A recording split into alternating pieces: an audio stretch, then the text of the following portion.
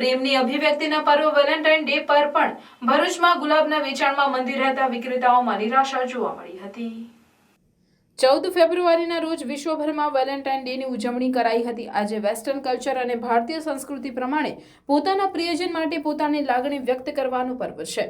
યુવક અને યુવતીઓ માટે પોતાના પ્રેમને વ્યક્ત કરવા માટે એકબીજાને સારી ગિફ્ટ, ટેડી બેર કે વિવિધ રંગના ગુલાબના ફૂલ આપે છે।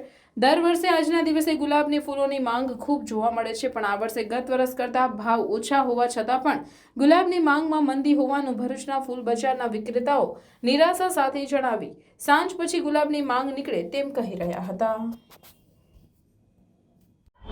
મારું નામ રવિ છે ને અમે એકચ્યુઅલી 15 વર્ષથી ધંધો કરીએ છીએ, પણ આ વખતે કઈ વેલેન્ટાઇનમાં બહુ ખાસ ગ્રાહકી જોવા મળતી નથી।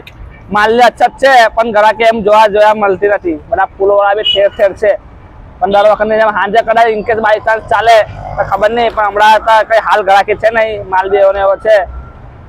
આ વર્ષે ભાવમાં કોઈ ફેરફાર? ના, એ જ છે ભાવ તો એને જ છે, ઘટી ગયો ઉલટીનો, પણ ગ્રાહકી કઈ છે।